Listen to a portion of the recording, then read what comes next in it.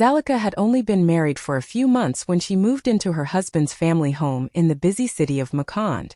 The streets outside were full of noise and life, but inside the house she often felt small and unseen. Every day seemed to bring a new test. If the tea was too hot, Mama Tisha complained. If the stew had too much salt, Auntie Nuru shook her head. Even when Zalika did everything right, they found something to criticize. They spoke to her with sharp tongues, reminding her that she was just a bride and still had much to prove. Sometimes the laughter from her sisters-in-law wasn't real laughter at all. It was a quiet way of mocking her. Zalika felt the weight of their eyes on her shoulders, judging every move she made. She wanted to please them, but no matter how hard she tried, it never seemed enough. At night, when the house grew quiet, she often sat by the window, looking at the city lights, whispering to herself that she would not let their cruelty crush her spirit. Deep inside, she carried a strength they had not yet seen, a strength that was waiting for the right moment to rise. Do you want me to expand the next outline to the grand gathering, 200 to 250 words? In the same emotional style? It was a bright Saturday morning when Mama Tisha called everyone to the sitting room. Her voice carried the kind of excitement that always meant trouble for Zalika. With a wide smile, she announced that there would be a grand family celebration the following weekend. 50 guests, she said proudly, her eyes shining as if she had just planned the event of the year. The whole compound buzzed with chatter, but Zalika felt her heart sink. She was about to ask who would help with the preparations when Mama Tisha's gaze landed firmly on her. Zalika will cook for everyone, she declared. Alone. The room went silent for a moment, then soft laughter broke out. Her sisters-in-law exchanged knowing glances, while Auntie Nuru whispered something that made the others chuckle. Zalika forced a small smile, but inside her chest tightened. 50 people? That wasn't a meal, it was an army to feed. She imagined the endless chopping, stirring, frying, and serving, and for a moment she felt her knees grow weak. But Mama Tisha wasn't done. Let her show us what she's capable of, she added, her tone sweet but sharp like a hidden knife. Zalika understood the game. They didn't want to celebrate, they wanted to watch her fail. Her husband, Baraka, sat quietly in the corner, avoiding her eyes. He didn't defend her, didn't speak up, just looked at the floor as though his silence could hide his shame. That cut Zalika deeper than the command itself. She longed for him to say, "She can't do it alone, we'll help her." But he didn't. She swallowed hard, nodding politely, even though fear rushed through her like a storm. That night, as the house filled with laughter and plans for the celebration, Zalika slipped into the kitchen. She ran her hands across the empty pots and heavy pans, whispering to herself, "If they want a battle, they will see my strength. Would you like me to now continue with 3? The hidden intention, 350 words. In the same voice? As the week passed, preparations for the gathering filled the compound with noise and excitement. To an outsider, it looked like a family getting ready for a joyful celebration. But beneath the laughter and chatter was a plan that only Zalika could feel pressing against her chest. Whenever she walked by, the conversations would suddenly grow quiet, and her sisters-in-law would cover their mouths to hide their whispers. Zalika knew those whispers weren't innocent. They were waiting for her to stumble, waiting for the moment when she would collapse under the weight of their impossible demand. Mama Tisha wore her sweetest smile whenever neighbors asked about the event. "Oh, our Zalika is such a wonderful cook," she would say, her voice dripping with false pride. "She will prepare everything for 50 guests by herself." The neighbors would widen their eyes in surprise, praising Zalika's strength, but inside the compound, Mama Tisha's true intention was clear. This wasn't about food. It was about breaking Zalika. She wanted the guests to see a bride who couldn't cope, a young woman who would stumble and sweat and panic, proving she wasn't worthy of her son Baraka. Even Baraka seemed trapped between two worlds. He watched his mother's games but said nothing. His silence, though, spoke louder than any words. Zalika sometimes caught him looking at her with worry, but he never defended her. He chose peace with his family over standing by her side, and that hurt more than all the whispers combined. Late one evening, Zalika overheard her sisters-in-law giggling outside her room. "Wait until the guests see the mess she makes," one said. "They'll finally know she's not fit for him." Their words stabbed at her heart, but she refused to let them hear her cry. She pressed her pillow to her chest and whispered to herself, "They will not break me. Not this time. Would you like me to expand for Zalika's silent strength 350 words. Next, keeping the same emotional, dramatic flow? Zalika sat quietly when Mama Tisha gave the final instructions for the feast. Her hands trembled in her lap, but she did not argue or beg for help. In the past she had cried when they mocked her. She had lowered her head when they pushed her into corners, making her feel small. But this time something shifted inside her. She refused to let them see her break. She pressed her lips together, nodded politely and walked away, carrying her fear deep in her chest where no one could touch it. Alone in her small room, she let the tears fall silently. She thought of her late mother, a woman who had once told her, "Strength is quiet, my child. You don't always have to fight with words. Sometimes you fight with action." Remembering those words, Zalika wiped her face, stood tall, and began to think. If she was going to cook for 50 people, she would need a plan, not just strength but wisdom. She listed every dish in her head, every spice, every pot she would use. She calculated the time each meal would take, the order in which she would prepare them. Her mind raced, but instead of drowning in panic, she held on to that tiny spark of hope. When her sisters-in-law passed her door, laughing loudly, Zalika pretended not to hear. She sat on the floor with a notebook and quietly sketched her menu. They thought silence meant weakness, but silence was her shield now. Deep down, she wanted to show them that she was more than just a timid bride. She wanted to show them that patience could be power, and endurance could be louder than insults. For the first time since she entered that house, Zalika felt a new kind of fire rising in her. She wasn't planning for food alone. She was planning for dignity, for respect, for the moment she would finally lift her head without shame. Do you want me to carry this same emotional style into 5? The long night of work, 350 to 400 words? That night, when the compound grew silent and everyone disappeared into their rooms, Zalika tied her scarf tightly around her head and stepped into the kitchen. The moonlight slipped through the small window, casting a pale glow on the rows of pots and baskets piled high with raw food. It felt overwhelming at first. So much rice, so many vegetables, piles of meat waiting to be cleaned and seasoned. For a moment, her chest tightened and her hands shook. But then she took a deep breath, rolled up her sleeves and began. The sound of her knife striking the wooden board echoed in the quiet night. Chop after chop, she cut onions until her eyes burned with tears, but she didn't stop. She peeled cassava, pounded garlic and crushed spices the way her mother had taught her, letting the aroma fill the air with warmth and memory. She worked with a rhythm, as though each movement was part of a secret song only she could hear. The sweat on her forehead mixed with her tears, but neither slowed her down. Hours passed, and still she moved from pot to pot, stirring stews, marinating meat, preparing dough for fresh chapati. Every dish she touched carried not just flavor but her unspoken strength. She thought of the whispers, the laughter, the sharp words thrown at her, and with every turn of the spoon she told herself, "I will not give them the victory." Outside, the city of Makand hummed with distant music and laughter from late-night gatherings, but in the compound only the soft clinking of spoons and the bubbling of pots could be heard. The kitchen smelled of roasted spices, fried onions, and simmering sauces, scents so rich they seemed to hug the walls. By the time the first light of dawn began to stretch across the sky, Zalika's back ached and her arms felt heavy, but she refused to rest. She looked at the rows of prepared dishes and whispered softly, almost like a prayer, "This is not just food. This is my fight, and I will win it. Would you like me to continue with 6W?" By sunrise, the compound was alive with footsteps and chatter.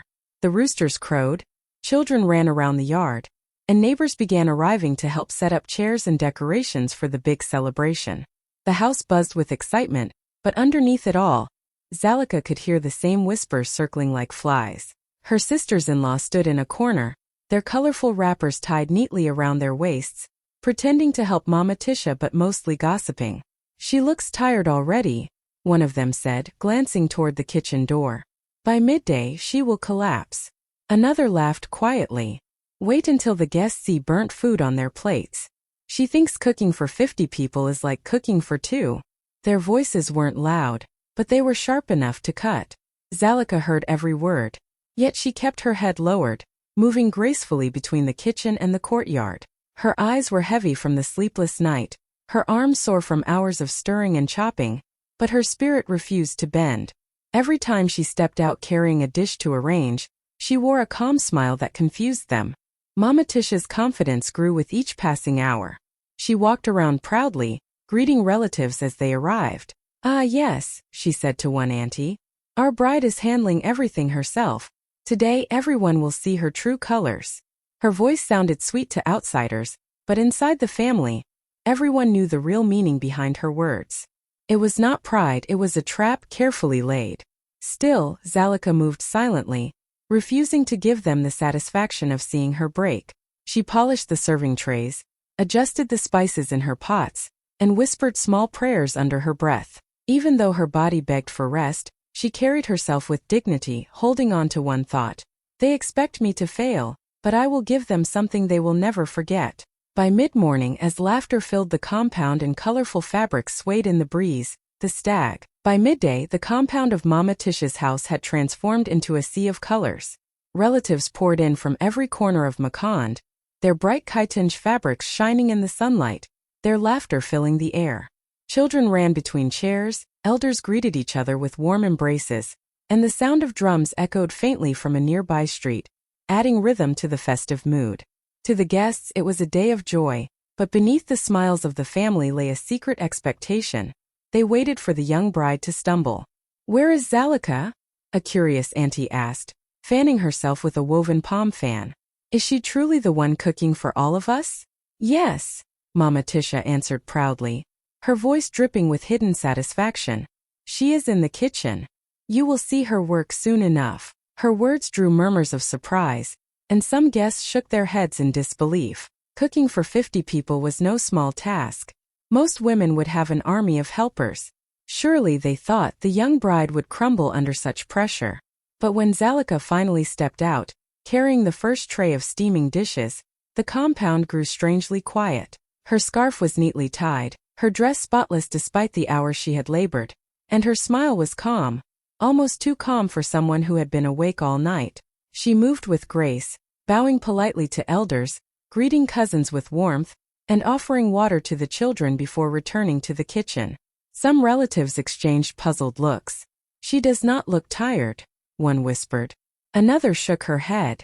"Maybe she is pretending. Let us wait and see." Zalika, however, wasn't pretending.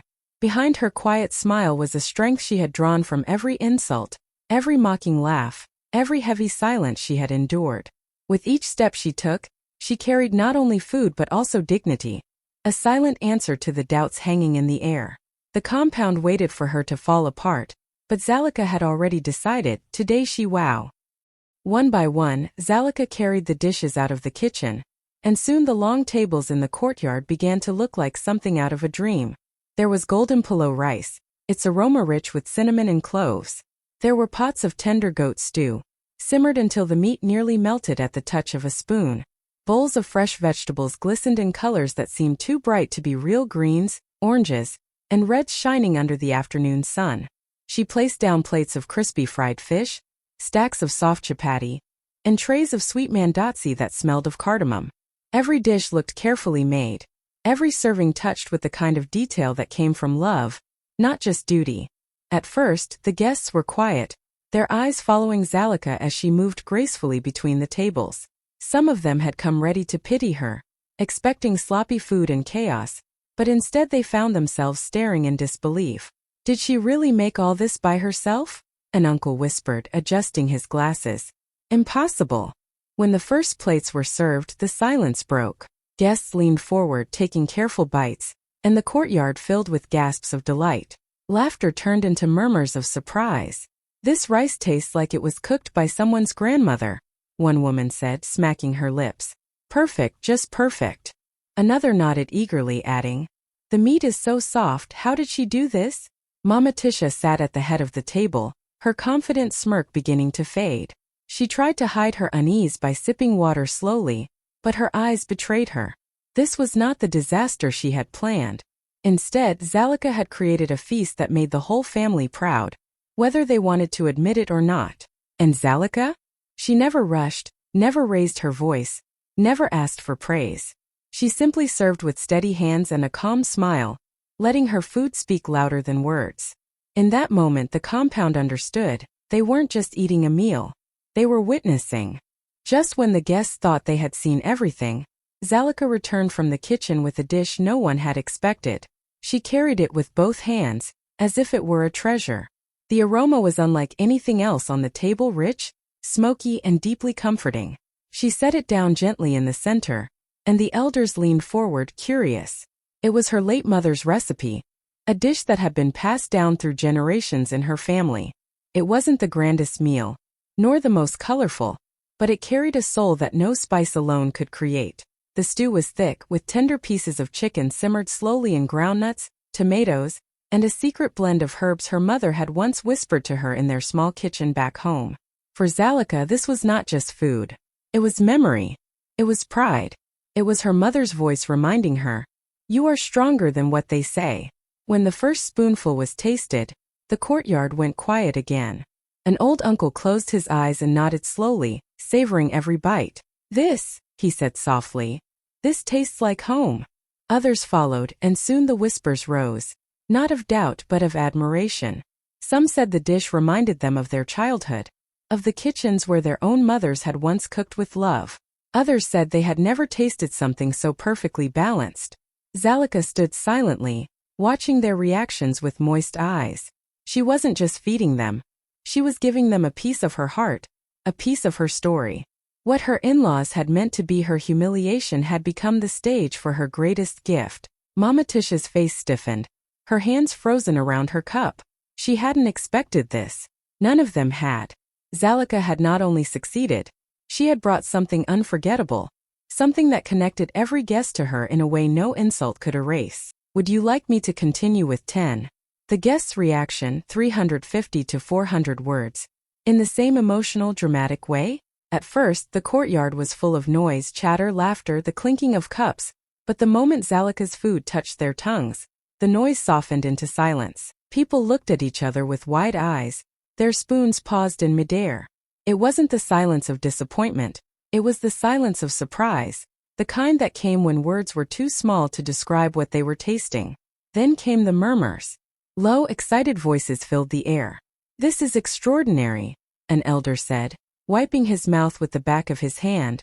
"The flavor, the balance. It is like she cooked with her heart."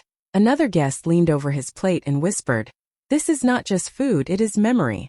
It reminds me of my grandmother's cooking." Soon voices rose and the courtyard filled with praises. Relatives who had expected to mock her now found themselves shaking their heads in admiration. Cousins clapped their hands, children begged for more chapati, and even strangers who had only come as neighbors called out Zalika's name, saying she was a treasure to the family. Zalika stood near the kitchen door, her scarf slightly damp from sweat, her hands folded politely in front of her. She did not boast or draw attention to herself. Her quiet smile was enough. Every praise that floated through the air was like a balm to the wound she had carried in silence. For months they had tried to break her, but today her hands, her patience, and her mother's recipe had spoken louder than their cruelty ever could. Mama Tisha's plan had unraveled before her eyes. Instead of humiliation, Zalika was now the star of the gathering. People praised her openly, declaring she had the gift of a true cook, someone who brought dignity and pride to the family. And as the compliments rained on her, Zalika realized this moment was bigger than food. She had turned their trap into her triumph, and everyone present had witnessed it. "Do you want me to move on with 11? The in-laws' shame, 350 to 400 words. In the Mama Tisha sat stiffly at the head of the table, her smirk slowly melting from her face as the voices around her grew louder in praise of Zalika. She had been so sure that the young bride would stumble, that the food would be late, tasteless, or poorly made. She had imagined the shame, the laughter, the whispers spreading through the family about how their son had married a woman who could not even cook. But instead, the exact opposite unfolded before her eyes. The guests couldn't stop talking. Every bite brought another compliment. "This girl has magic in her hands," one auntie said, licking her fingers. "Her husband is blessed." Another leaned closer to Mama Tisha, smiling warmly. "You must be so proud of your daughter-in-law. She is a rare jewel." Each word was like fire in Mama Tisha's chest. She forced a smile, nodding politely, but inside her heart twisted with anger and shame. Her sisters-in-law, who had laughed at Zalika just hours before, now sat quietly, their faces tight. They too had expected disaster, but they couldn't deny what they saw. A young woman who had worked through the night and turned the impossible into a triumph. Baraka, her son, looked at his wife with new eyes. While Mama Tisha seethed in silence, he couldn't hide the awe in his expression.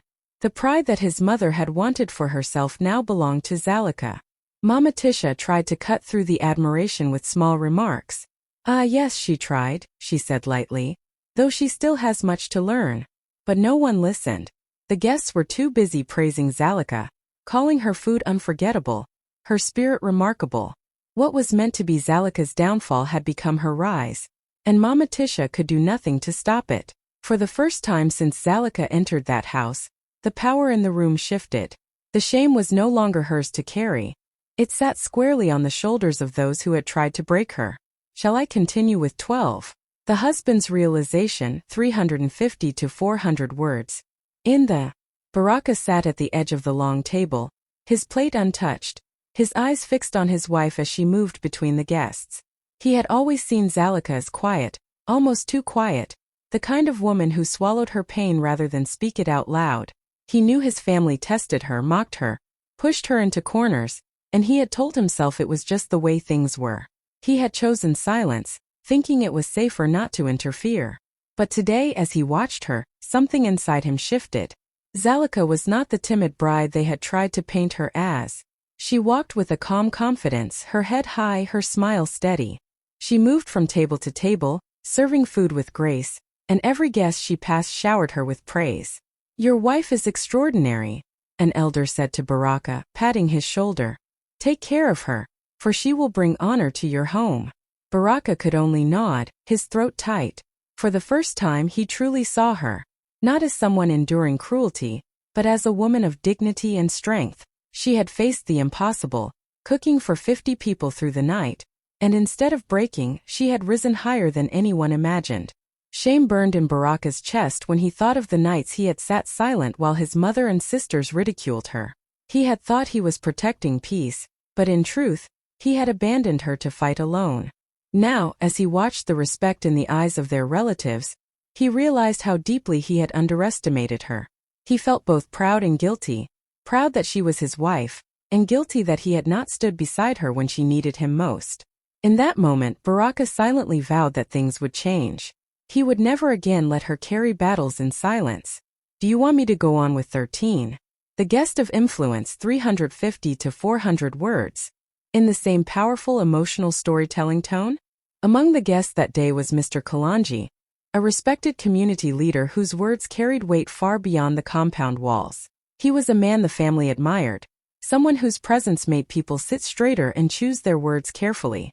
Throughout the meal, he had eaten quietly, observing everything with sharp eyes. When Zalika brought him a plate of her mother's special stew, he tasted it slowly, then placed his spoon down with great care. The courtyard grew still, for everyone knew he was not a man to give compliments easily. He rose to his feet, his tall frame commanding silence. "Family," he began, his deep voice rolling over the crowd. "Today I have eaten food prepared by this young bride, and I must say I am humbled." Heads turned toward Zalika, who stood frozen near the doorway, her hands nervously clutching her scarf. Mr. Kalanji looked around the table, his eyes lingering on Mama Tisha before continuing. "This meal is more than food. It is a reflection of patience, discipline, and love. What you have witnessed here is not the failure of a woman, but the strength of one." Murmurs of agreement filled the air. Guests nodded, some clapping softly, others whispering that his words were true. He lifted his hand to quiet them again. "A woman's worth is not seen in how much she is oppressed or tested," he said firmly, "but in how she rises above it. And today Zalika has risen. She has honored not just this family, but our community." The applause that followed was loud and genuine, echoing through the courtyard. Some elders stood to shake Zalika's hand, while the younger women looked at her with admiration, their eyes shining as if they too had been lifted by her victory. Mama Tisha forced a tight smile, but the respect that once belonged to her now belonged to Zalika.